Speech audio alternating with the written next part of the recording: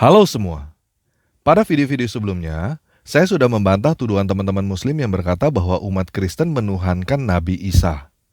Saya sudah memberikan penjelasan dan bukti-bukti bahwa teman-teman salah alamat. Nabi Isa yang ada di dalam Al-Quran itu bukan Yesus Kristus. Karena Yesus Kristus bukan cucunya Imron yang lahir di bawah pohon korma. Oleh sebab itu, teman-teman yang Muslim tidak punya hak untuk mengkritik agama Kristen.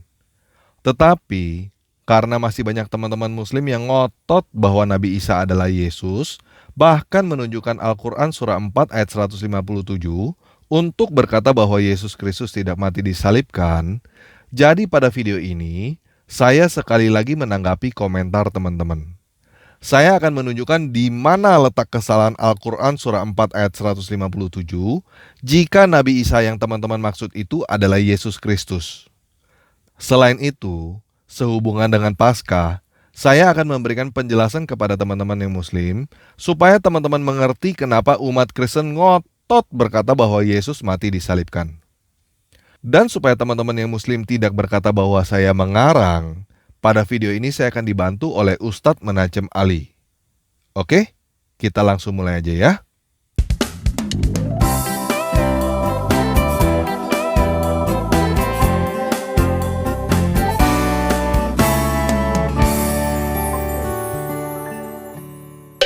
Nah, sekarang kita baca dulu Al-Quran surah 4 ayat 157, terjemahan Kementerian Agama Republik Indonesia.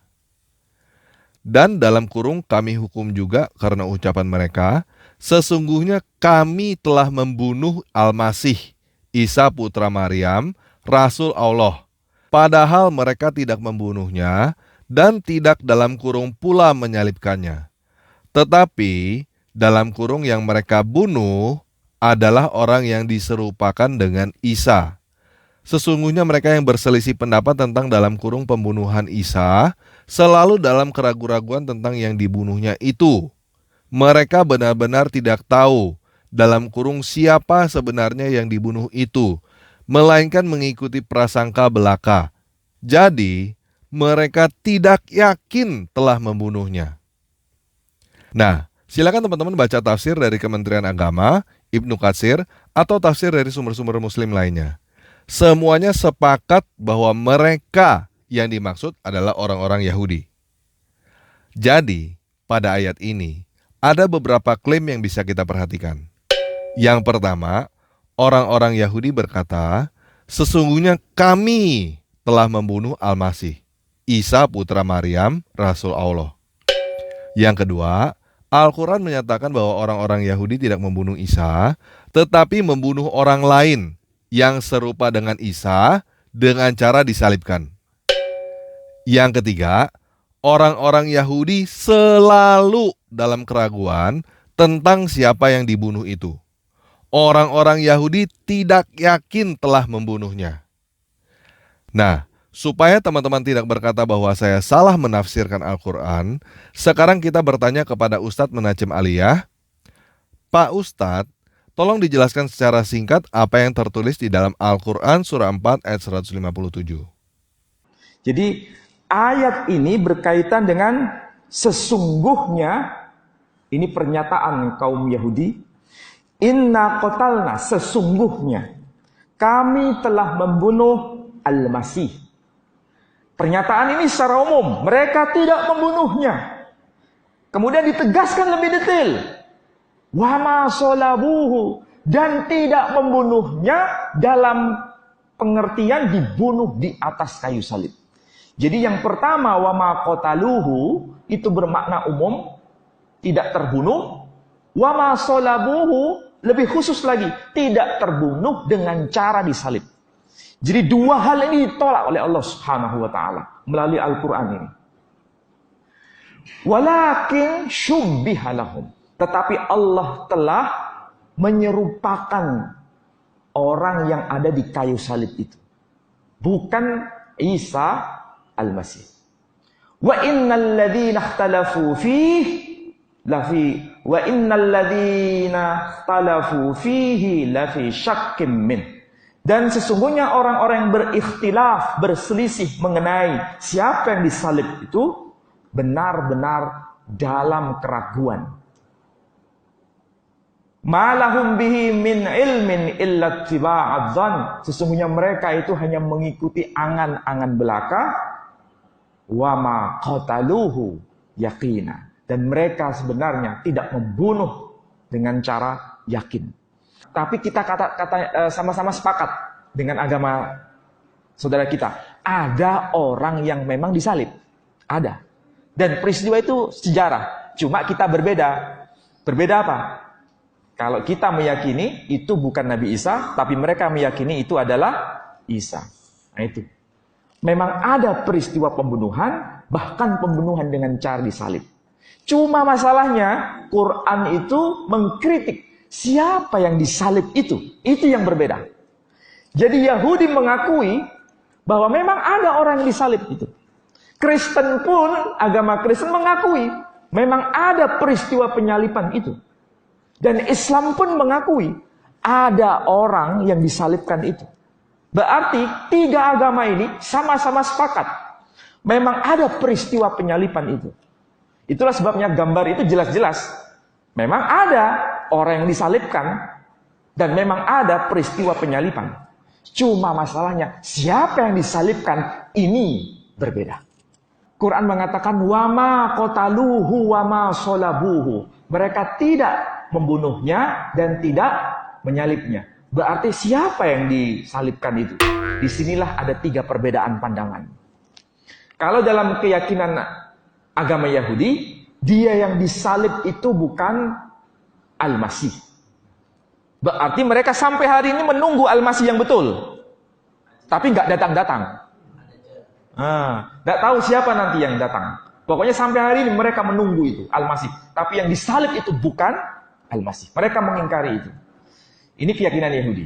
Keyakinan yang kedua, dia yang disalib itu bukan Isa Al-Masih. Nah, itu keyakinan kita, Muslim. Dia yang disalib itu bukan Isa Al-Masih. Berarti yang disalib itu memang bukan Isa.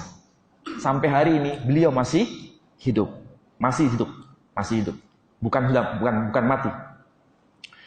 Dan keyakinan yang ketiga, dia yang disalib itu Isa Al-Masih. Nah, ini keyakinan Nasrani. Ini detailnya yang berbeda. Detailnya yang berbeda.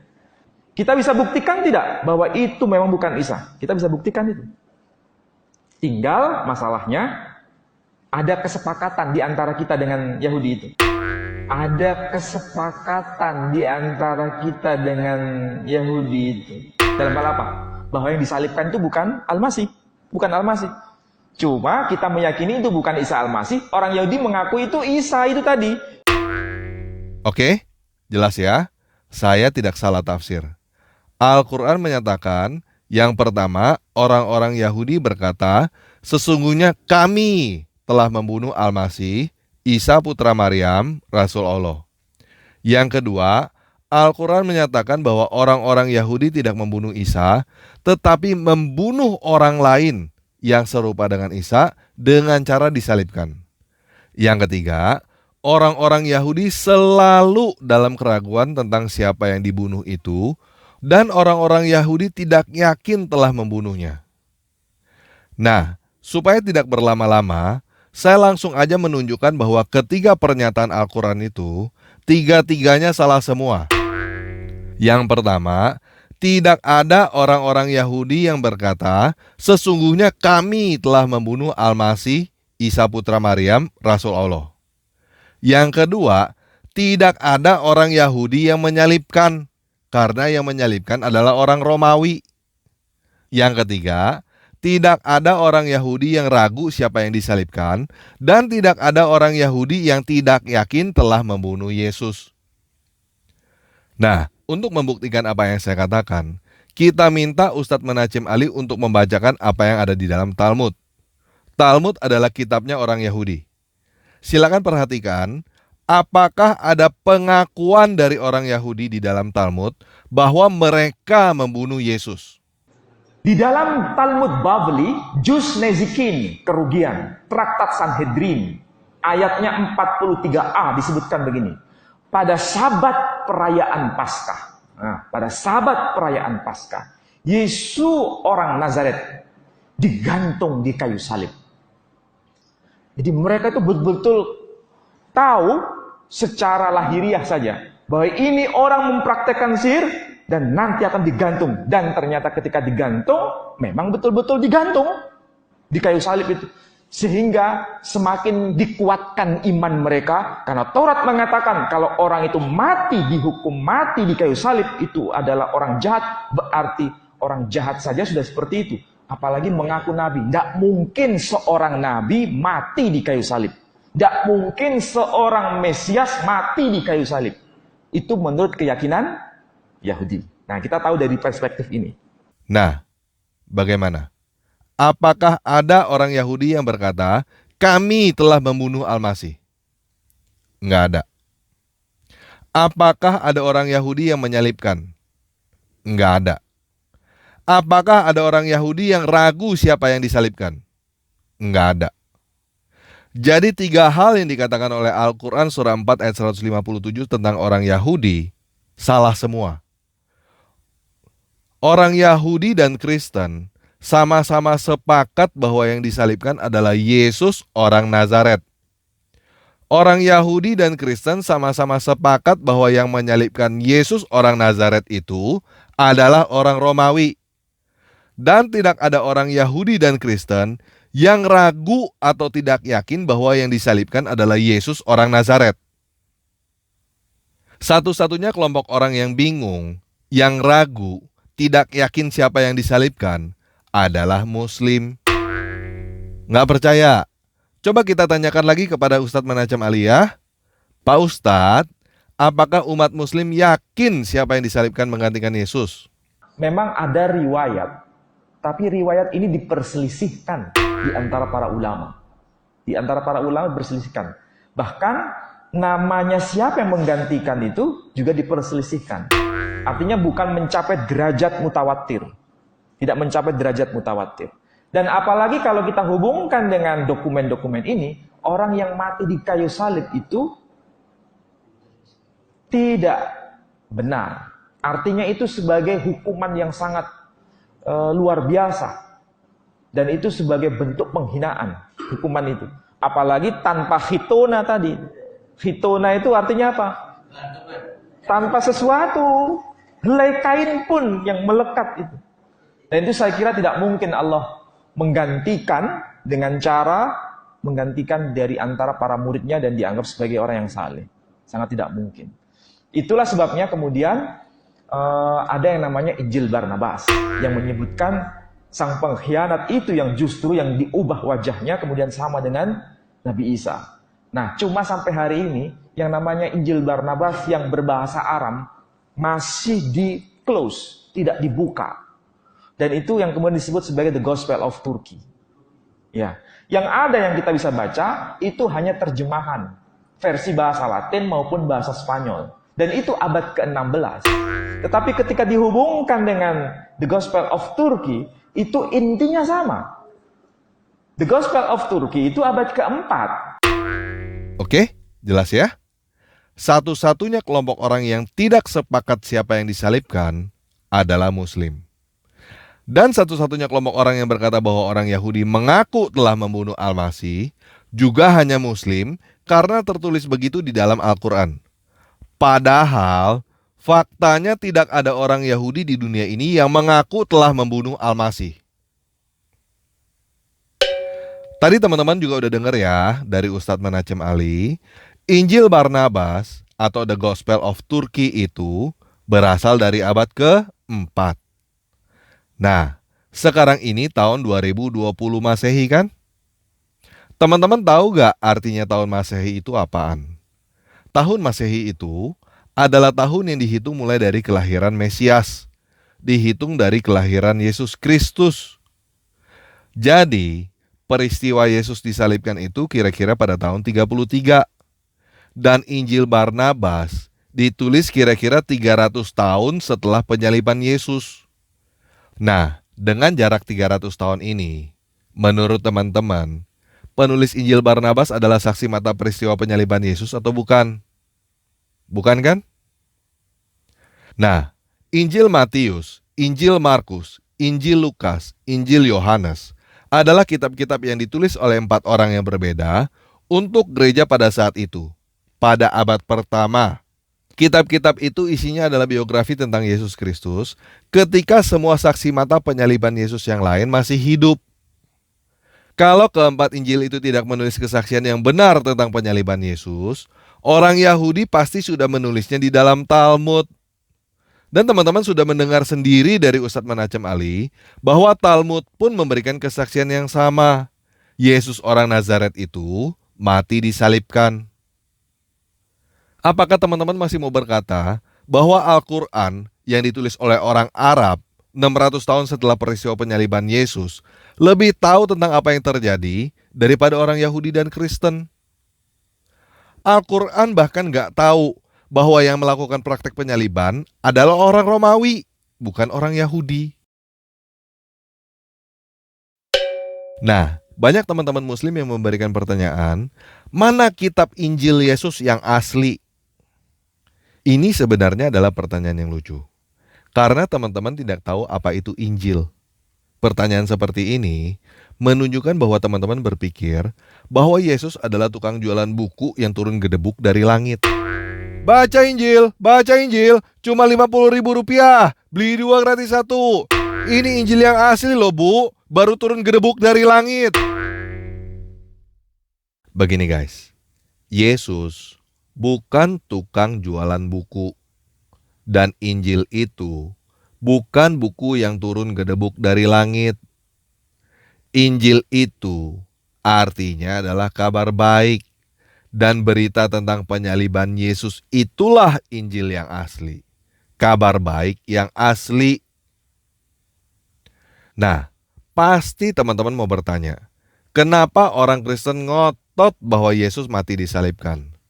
Bahkan berkata bahwa kematian Yesus adalah kabar baik.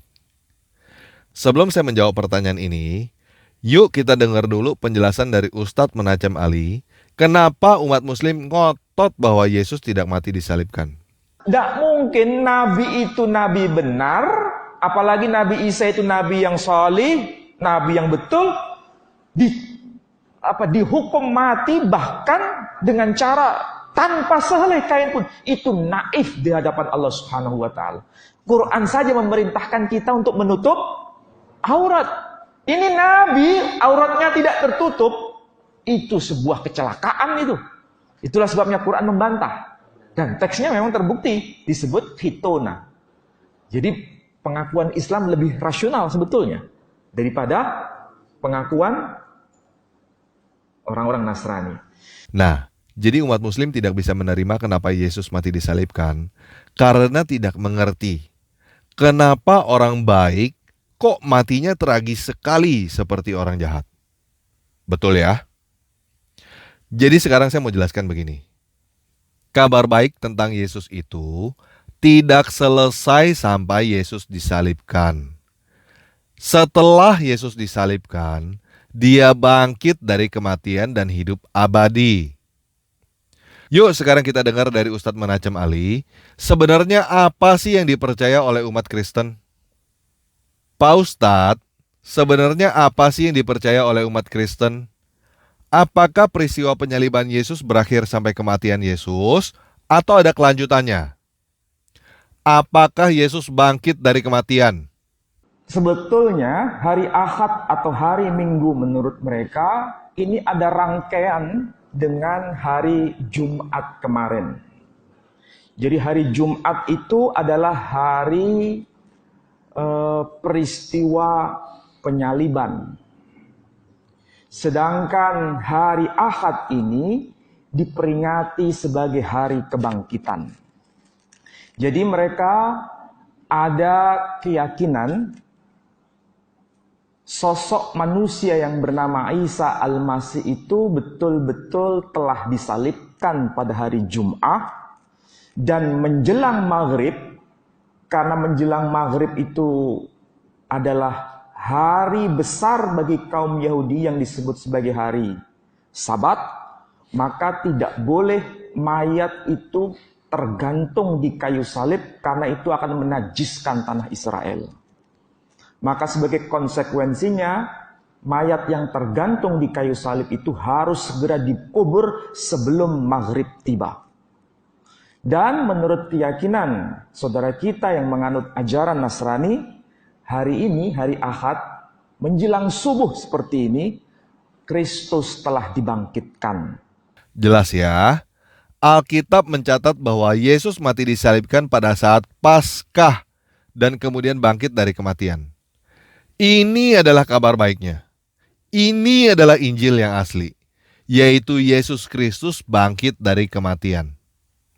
Nah, kenapa Yesus bangkit dari kematian adalah kabar baik? Karena kita semua pasti mati, dan kebangkitan Yesus adalah satu-satunya harapan supaya kita bisa bangkit dari kematian dan hidup abadi seperti Yesus.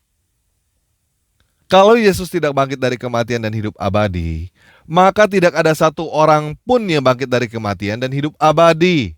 Yang artinya, kamu semua akan mati dan binasa selama-lamanya. Nah, tadi kita udah dengar dari Ustadz Menacem Ali bahwa Yesus disalibkan pada saat perayaan Paskah. Apa sih sebenarnya Paskah? Kristen merayakan Paskah, Yahudi merayakan Paskah, tapi Muslim tidak merayakan Paskah. Jadi sekarang saya akan menjelaskan Paskah sesederhana mungkin untuk teman-teman yang Muslim. Paskah bagi Kristen adalah peringatan peristiwa kematian Yesus. Dan hari kematian Yesus pada saat itu bertepatan dengan Paskah Yahudi. Paskah bagi Yahudi adalah peringatan peristiwa keluarnya bangsa Israel dari perbudakan Mesir yang dipimpin oleh Musa. Untuk mengeluarkan bangsa Israel dari Mesir, Yahweh, ilahnya Musa, menurunkan 10 tulah. Dan tulah yang ke-10 adalah kematian anak sulung.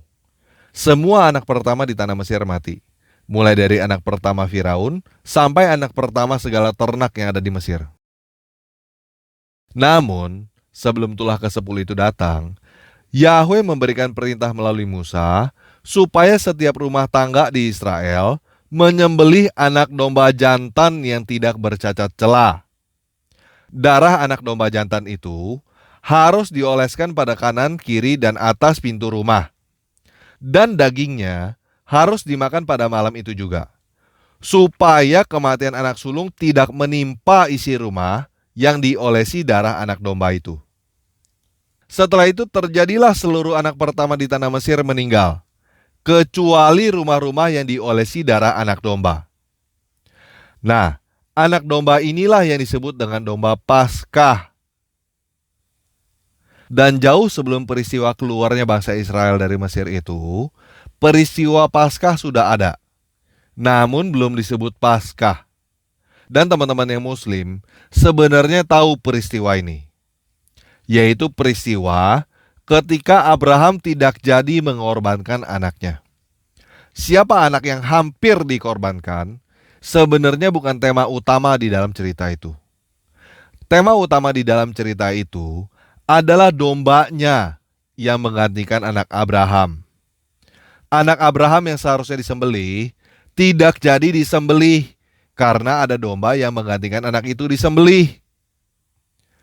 Nah, teman-teman yang Muslim merayakan peristiwa itu dengan sebutan Idul Adha kan? Tapi teman-teman nggak tahu kan kenapa mengorbankan binatang? Cuma ikut-ikutan Abraham kan, tanpa tahu apa maknanya. Jadi sekarang saya kasih tahu ya, Idul Adha adalah nubuat tentang Yesus Kristus. Yesus adalah kurban Idul Adha itu, dan kita adalah anak Abraham yang tidak jadi disembelih itu. Kita semua adalah orang-orang yang sudah pasti akan mati, pasti akan binasa.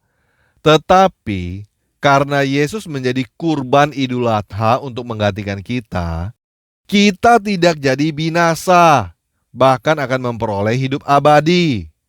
Seperti domba yang menggantikan anaknya Abraham yang seharusnya disembelih.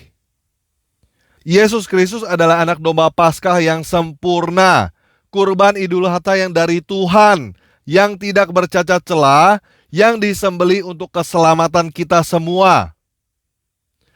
Dia memberikan darahnya kepada kita supaya nanti kita akan bangkit dari kematian dan hidup abadi seperti Dia dan bersama-sama dengan Dia, karena Dia bangkit dari kematian dan hidup abadi.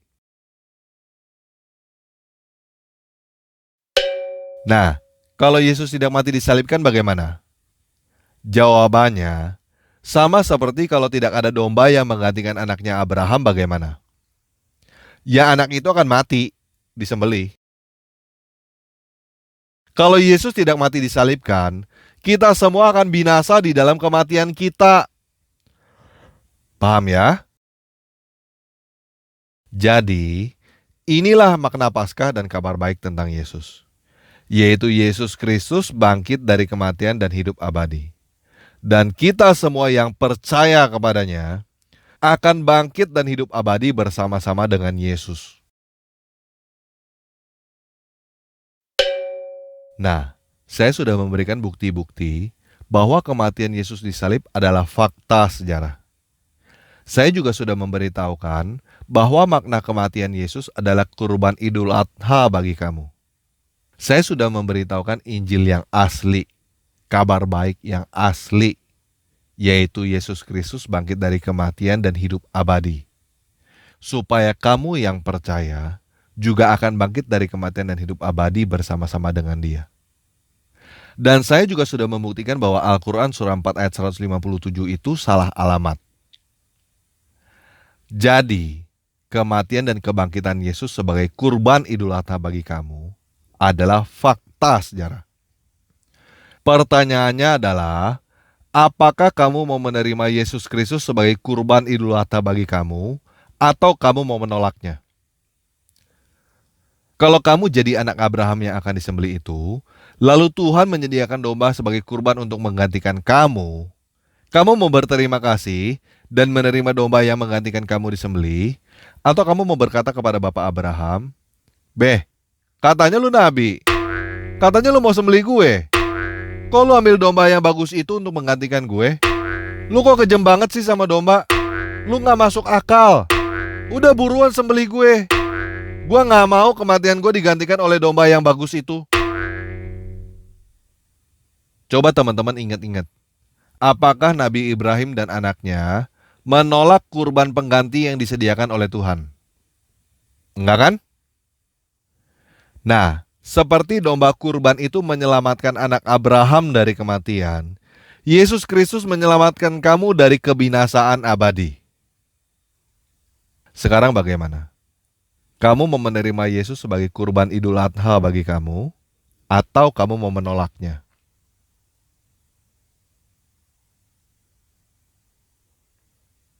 Nah, kalau kamu mau menerima Yesus Kristus sebagai kurban Idul Adha bagi kamu, ikuti doa ini sekarang ya. Terima kasih Yesus atas pengorbananmu di atas kayu salib. Sekarang, aku menerimamu sebagai kurban Idul Adha untuk menggantikan aku. Dan aku mau mengikutimu supaya aku juga bangkit dari kematian dan hidup abadi seperti kamu. Sekarang, Engkau adalah satu-satunya penguasa di dalam hidupku. Amin.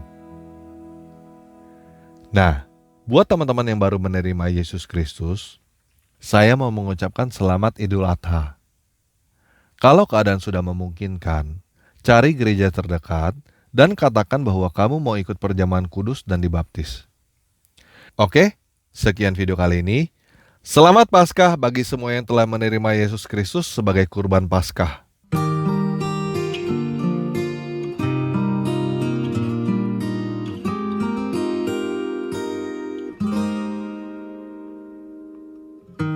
坦然无惧，我来到施恩的宝座前，将你的名所当得的荣耀归给你。凡亲近你的必须借着血的献祭，你只一次献上自己，拯救我到底。